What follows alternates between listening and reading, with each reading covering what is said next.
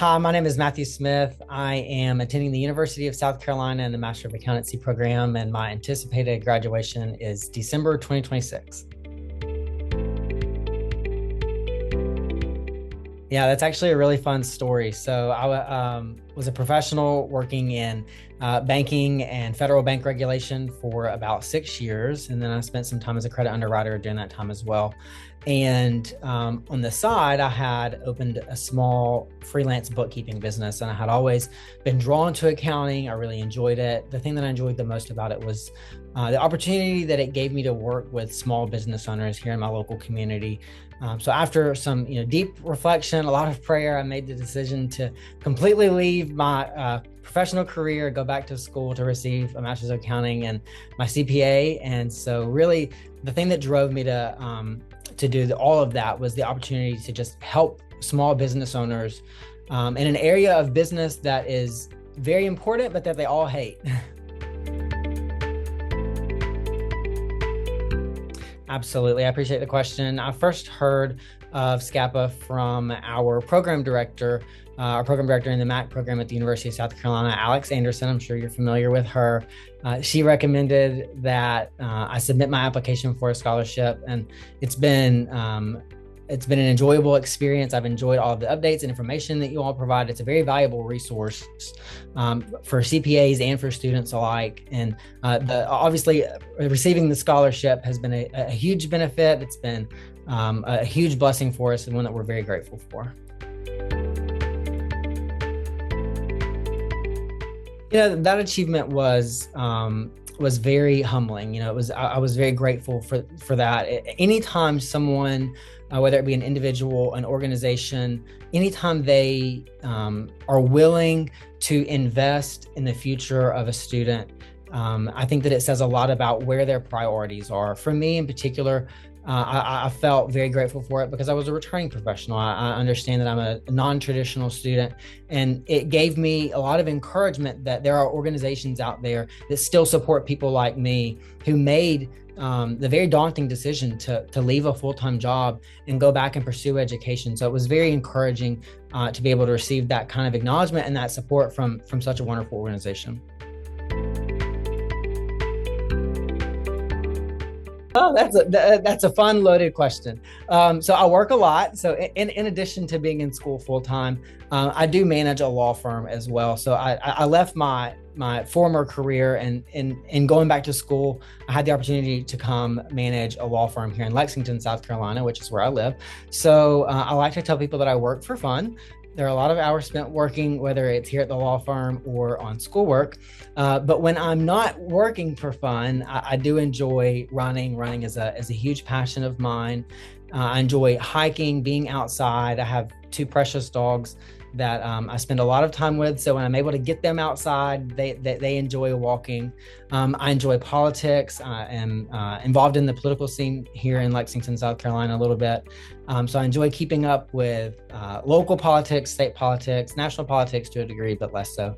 I'm a huge Supreme Court junkie. That's the one fact that I like to tell people. So I listen to Supreme Court oral argument cases when I'm driving down the road, and everyone tells me that it's the strangest thing to do. And they're right, it is, but I love it. So keeping up with the Supreme Court's a hobby of mine as well. My go-to study playlist is, I'm a huge Bridgerton fan.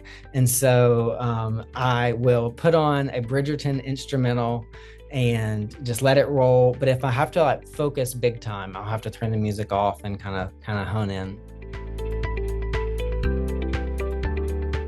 Wow, 3 words. I would say I am self-driven. I think that there is a lot of value in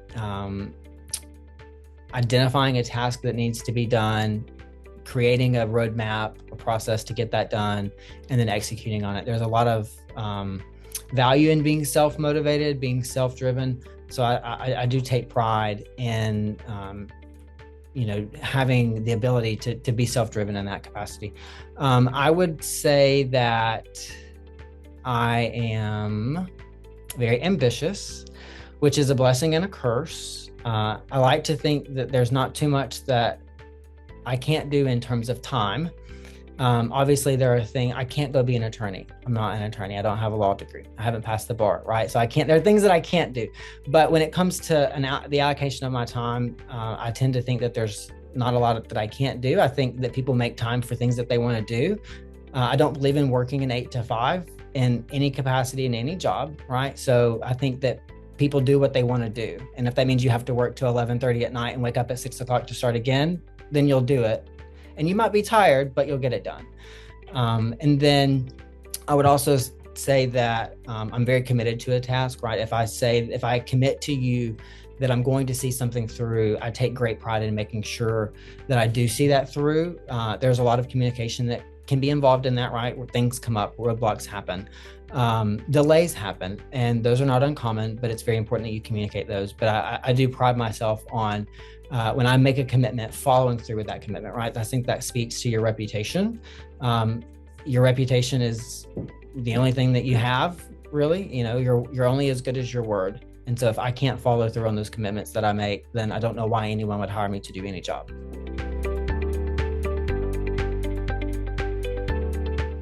I think the way that I think the role that I kind of take both of those questions as, you know, what role do you see yourself playing in the profession, and advocating for the profession. The role that I see myself playing is meeting people where they're at. That's something that I fully believe that one should do in every facet of life, is meet people where they're at. So for an accountant, what does that mean? I work at a law firm, so I've referenced law firms a lot, but attorneys go into practice to practice law. They don't go into practice. They don't go to practice law so they can sit behind a computer and manage their books. That's part of business. That's not part of law.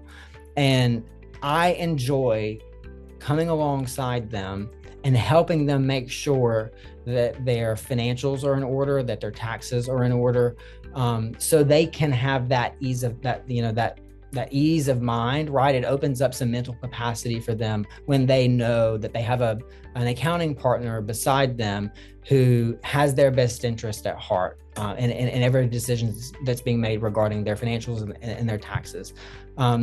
I very much see myself working with small businesses. That's something that I take a lot of pride in. My family owns a couple of small businesses. A lot of our acquaintances have small businesses. These people pour their heart and soul into making sure that their business operates to the best of their ability, to do the best that they can do. The least that I can do is give them the peace of mind that their financials are in order and that their taxes are being taken care of in a proper fashion and in a professional fashion. Invest in yourself. That right there was the key advice that was given to me, the one piece of advice that was given to me that sealed the deal in my decision to go back to school. We were actually on vacation down in the Keys, and a random stranger was talking about the importance of investing in yourself. And he didn't even know it at the time, but that he said, all of these people invest in themselves. Why would you not invest in yourself?